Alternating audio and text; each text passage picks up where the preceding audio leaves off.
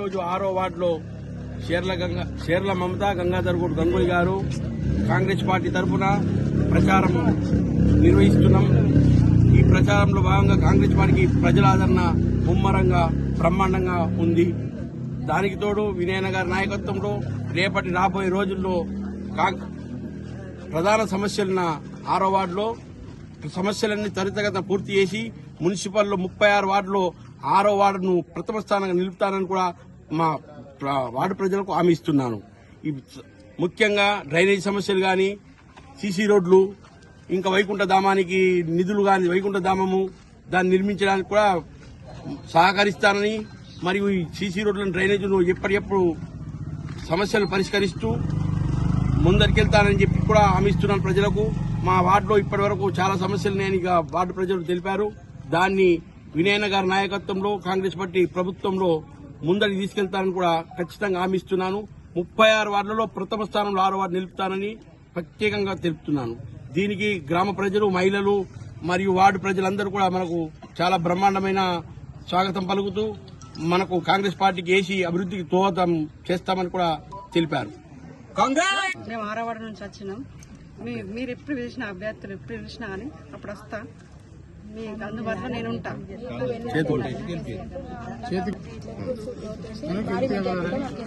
ఎన్నికల్లో భాగంగా 6వ వార్డులో ప్రచారం రావడం జరిగింది.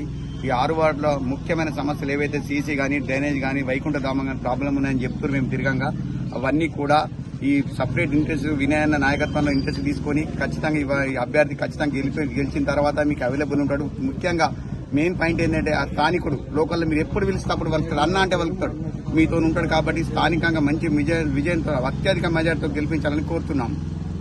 వినాయక నగర్, అన్నపూర్ణ నగర్ లో ప్రాబ్లమ్స్ బాగున్నాయి. దాని మీద ప్రత్యేక అన్ని వార్డులతో పాటు దీని మీద ఒక కన్ను దీని మీద లెక్క పెట్టి ఖచ్చితంగా డెవలప్ చేసి 36 వార్డుల నెంబర్ వార్డుగా నిలుపుతాని హామీ ఇస్తున్నాడు. నిల్చున్నాడు. కారణము ఈ గ్రామంలో గత 50 సంవత్సరాల నుంచి కూడా ఇక్కడనే పుట్టి పెరిగినోని, స్థానికుని, ఈ గ్రామంలో పుట్టి పెరిగిన వాడిని, ప్రజల ఆదరణ కూడా నాపై ఉండాలని కూడా కోరుతున్నాను.